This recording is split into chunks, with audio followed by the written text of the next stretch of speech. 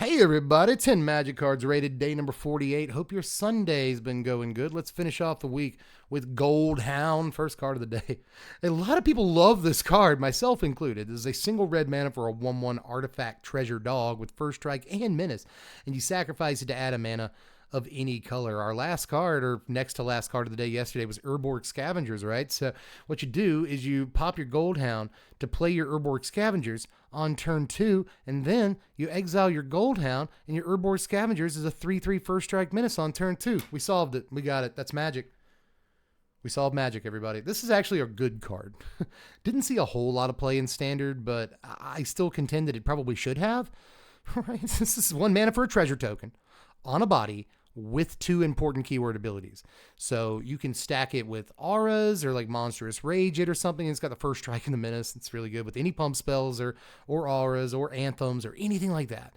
So if you needed to attack, it can do that. If you needed to block, it can do that pretty well too, because it turns out a 1/1 first strike on turn 1 will actually hold off some aggro decks pretty well. But aside from that, it's just ramp. It's not like Birds of Paradise or Lana War Elves or anything, but it's about as close as red is ever going to come, right, to that. So I think Goldhound is really, really, really, really good, and I'm surprised that even more people, it definitely has its fan section, right? It's got its supporters, but I'm kind of surprised more people weren't like super into this card. I love it. And it's an artifact too, and like a lot of decks care about that. So yeah, dude, it's probably going to sound really high to a lot of you guys, and I'm going to sound really high to a lot of you guys when I give this score, but I promise I'm not completely cogent and sober here when I give Goldhound a 6.3. I'm so serious, dude. I think this card is great. I will always think this card is great, and you can't stop me. Even if you come straight jacket, you can't control my thoughts. You know what I mean? Let's move on, though. If Scryfall led us to Alabaster Dragon, originally printed in Portal, but I am way more familiar with the Weatherlight version. This is 6 mana, 4 and 2 white for a 4/4 dragon with flying. If it's put into a graveyard from play, shuffle it into its owner's library. Used to be a control win condition a long time ago in blue-white control decks. This was actually an honest-to-God win condition that you would see. So it is not that anymore, although this Bob Eggleton art is still doing it for me, isn't it? Yeah, it looked really, really good.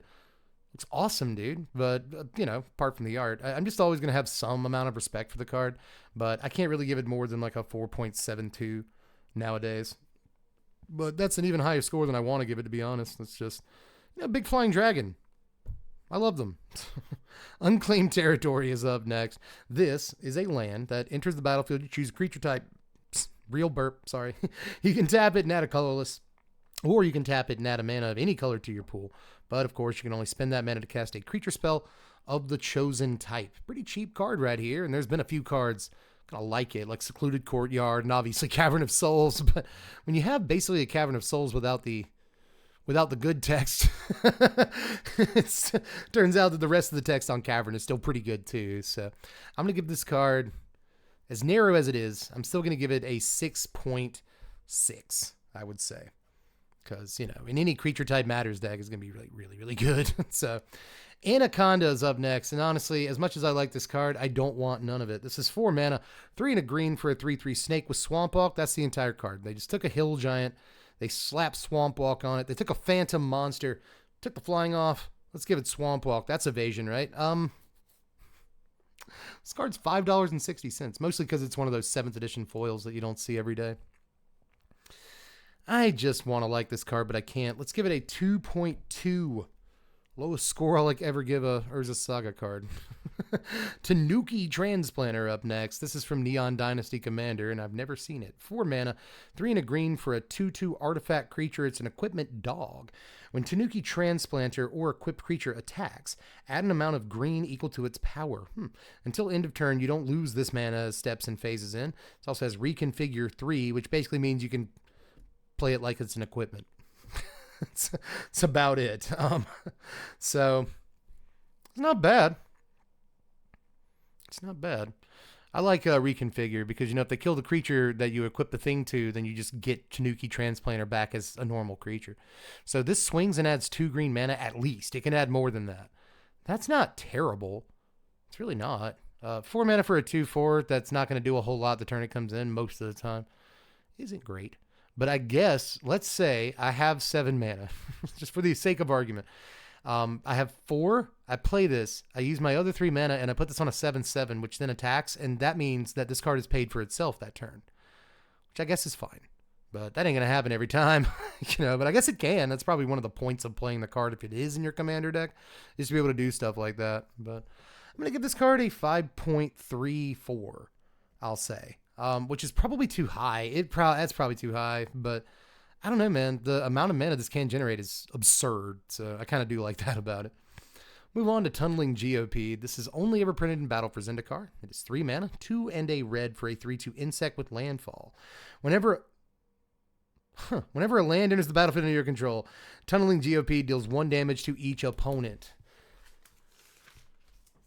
Let's see here. By Tunneling GOP. I always thought that Spitfire Lagak and Iridescent Vine Lasher were like the only 2 creatures in Magic that did this. I've never seen this in my life, which is crazy because like I was here for Battle for Zendikar. I was here for that. I'm pretty sure I was like doing YouTube for Battle for Zendikar, so I've seen the card, just wasn't very impressed by it. This says each opponent too, so like absolutely busted landfall commander piece. 5.7, dude. I know not everyone's going to agree with that evaluation, but this line of text is going to get me every time. Sorry. We'll move on to Dralnu, Lich Lord, printed in Time Spiral. This is 5 mana, 3 a blue and a black for a 3/3 legendary zombie lord. If damage would be dealt to Dralnu, sacrifice that many permanents instead. I always get ahead of myself. You can tap this and target instant or sorcery card in your graveyard has flashback until end of turn. Its flashback cost becomes equal to its mana cost as you play it. This card actually saw a fair amount of play in control decks back in the day.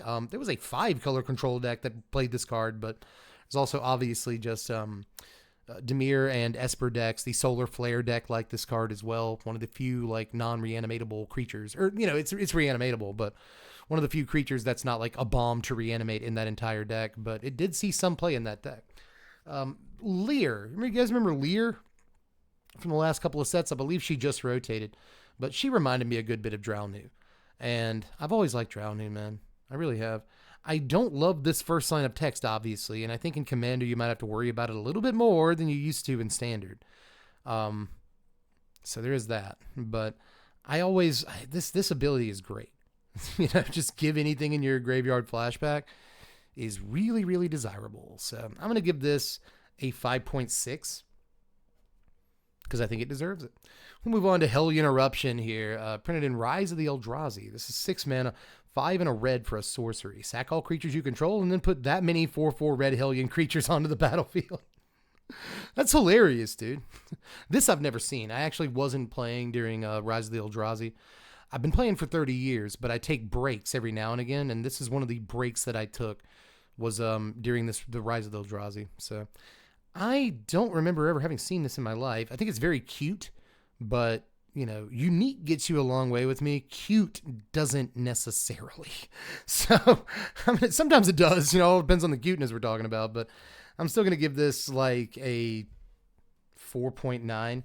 Because it's going to require an awful lot of setup, but I imagine it's pretty good if all you have is like 1/1s, But it does make you sack all your creatures, so if you have something out there you want to keep, tough luck, That's not great, but I still think it's cool.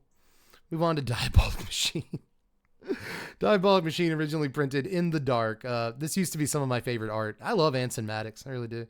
7 mana for an artifact creature. It's a 4/4, you pay 3 to regenerate it. That's the whole card.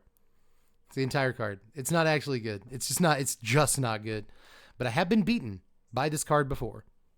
Absolutely. This card actually, I want to say it wasn't terrible back in the day because it already can't be terrored. It can't be terrored. It can't be bolted. And if they do have a way to kill it outside of Swords to Plowshares, just regenerate it. It's just really hard to deal with this guy. In the limited creature pool that we had back then, he was all right, but he's just not great. So I'm just going to give this a 3 for old time's sake. It probably deserves like a 2.2, but I'm giving it a 3, man, for pedigree purposes. Wall of Swords, another blast from the past. This is a 4 mana, it's 3 and a white for a 3/5 wall with flying. Can't attack. It has defender, it can't attack. Walls have defender. But But back in the day, too, I have to say that 4 mana for a 3/5 flyer blocked everything. It just blocked everything. It blocked Sarah Angel and came down a turn before Sarah Angel. Blocked Cinder Vampire, came down a turn before Cinder Vampire. Did not block Mohammedi Jinn, so there was that. Did not really block Shivan Dragon, so there was that too. But, you know, those cards come down 2 turns after Wall of Swords. So they really knew how to design some Magic back in the day, didn't they? Just listen to all those numbers, all those curves, all those rates. That's good. It's good Magic. Wall of Swords I always like too. And this Mark Teton art is also very, very cool. Super, super cool, dude. Like in 5th edition, Brian Snowdy, another artist that we really like around here, he just actually drew like a Wall of Swords. And it's nowhere near as cool as this like incredible whatever the heck is going on here. I actually think that it's just a bunch of monsters trying to get through a Wall of Swords that aren't actually part of the Wall of Swords, but it looks really cool to me, dude. And Mark Teton is a lunatic. Like when it's like his art is always, he's got some weird like cosmic horror in it, and I just love that about him. But everything in Mark Teton art looks like a brain. You know, to like vaguely like a brain. It's got all these like folds and stuff in it. It's just really cool. I can't give Wall of Swords more than like a 2.8, but I will reminisce for a long time and very fondly about the card. But it's actually a pretty good Sunday, everybody. I hope your week finishes off well. I'll see you guys tomorrow morning. Bye, everybody. I didn't hit it right. I didn't hit stop recording. My mouse was right on top of it. Boy, I'm glad I didn't like pick my nose or something right after I hit record. Wait, I gotta go. Bye.